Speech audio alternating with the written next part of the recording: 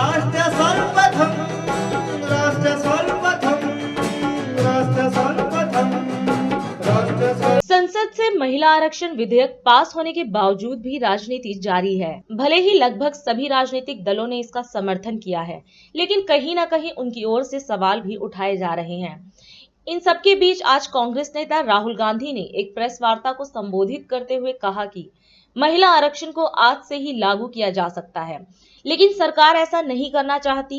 उन्होंने कहा कि जातीय जनगणना से ध्यान भटकाने के लिए लगातार सरकार की ओर से कोशिश हो रही है। राहुल ने कहा कि महिला आरक्षण विधेयक सही है, लेकिन हमें 2 फुटनोट मिले हैं कि जनगणना और परिसीमन उससे पहले करने की जरूरत है और इन दोनों में वर्षों लगेंगे।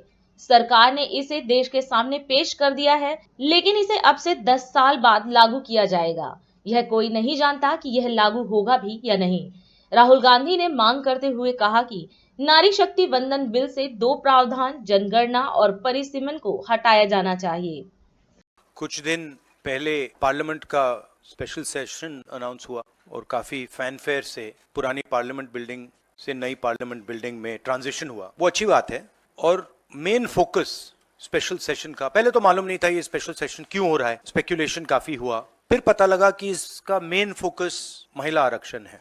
उसके बाद महिला आरक्षण तो बड़ी अच्छी चीज है, उसके बाद ये 2 क्लॉजेज, इसमें 2 फुटनोट्स हमें मिले। एक की महिला आरक्षण करने से पहले सेंसस करना पड़ेगा और दूसरा डिलिमिटेशन करना पड़ेगा, और इन दोनों चीजों को करने के लिए बहुत साल लगेंगे। सच्चाई ये है कि महिला आरक्षण को आज किया जा सकता है। 33% आज जो सीट्स हैं लोकसभा में, विधानसभा में, वो महिलाओं को दी जा सकती है। कोई कॉम्प्लिकेटेड मामला नहीं है, मगर सरकार वो नहीं करना चाहती है। सरकार ने ये देश के सामने रख दिया है, मगर रियलिटी ये है कि ये इंप्लीमेंट आज से 10 साल बाद होगा। ये भी नहीं मालूम कि होगा या नहीं होगा। तो एक प्रकार से ये डिस्ट्रैक्शन टैक्टिक है, डाइवर्जन टैक्टिक है। डाइवर्जन किस चीज से हो रहा है? डाइवर्जन ओबीसी सेंसस से हो रहा है। मैंने पार्लियामेंट में सिर्फ एक इंस्टीट्यूशन के बारे में बात की, वो जो हिंदुस्तान की सरकार को चलाता है, कैबिनेट सेक्रेटरी एंड सेक्रेटरीज, और उसमें मैंने एक छोटा सा सवाल पूछा। प्रधानमंत्री कहते हैं कि वो ओबीसी के लिए बहुत काम कर रहे हैं, तो 90 लोगों में से सिर्फ 3 लोग ओबीसी कम्युनिटी से क्यों हैं? पहला सवाल।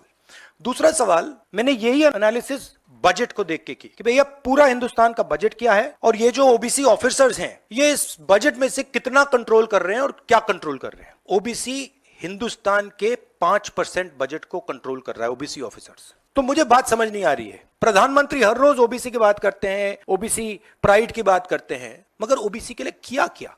अब जब मैंने ये बात बोली, उनका रिस्पॉन्स बड़ा इंटरेस्टिंग है। वो कहते हैं कि लोकसभा में हमारा रिप्रेजेंटेशन है, लोकसभा में रिप्रेजेंटेशन का क्या लेना देना है? और मैंने सिर्फ यह सवाल पूछा, क्या हिंदुस्तान में ओबीसी की आबादी 5% है? ये मैं जानना चाहता हूं। अगर 5% है तो फिर वो ठीक है, उसको मैं एक्सेप्ट करने के लिए तैयार हूं। मगर अगर वो 5% से ज्यादा है तो मुझे ये पता लगाना है ये ओबीसी हिंदुस्तान में कितने हैं, और जितने हैं उतनी भागीदारी इनको मिलनी चाहिए। अब आप किसी लोकसभा में किसी भी एमपी से पूछ लीजिए, लोकसभा को टेंपल ऑफ डेमोक्रेसी कहा जाता है। आप किसी भी बीजेपी के एमपी से पूछ लीजिए कि वो कोई डिसीजन लेता है, कोई कानून बनाता है, कोई कानून बनाने में भाग लेता है, किसी से भी पूछ लीजिए, बिल्कुल नहीं। ना कांग्रेस का एमपी इस लोकसभा में, ना बीजेपी का एमपी, ना कोई और इंडिया का एमपी कोई डिसीजन लेता है। पावर बिल्कुल नहीं है, देश को चलाने में कोई भागीदारी नहीं है। यह सवाल मैंने उठाया है।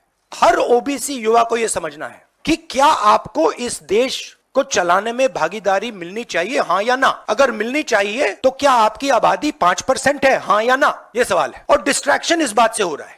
बीजेपी को ये जो 2 पॉइंट्स हैं, महिला आरक्षण वाले, डिलिमिटेशन और सेंसस, इनको हटा देना चाहिए और एकदम महिलाओं को जो इज्जत मिलनी चाहिए, जो रिस्पेक्ट मिलनी चाहिए, जो भागीदारी होनी चाहिए, उनको एकदम वो कर दें। और कास्ट सेंसस का जो हमने डेटा निकाला था उसको पब्लिक कर दें, तो सारे हिंदुस्तान के ओबीसी युवाओं को पता लग जाए वो हैं कितने, और नया सेंसस कास्ट बेसिस पे करें। राष्ट्र सर्व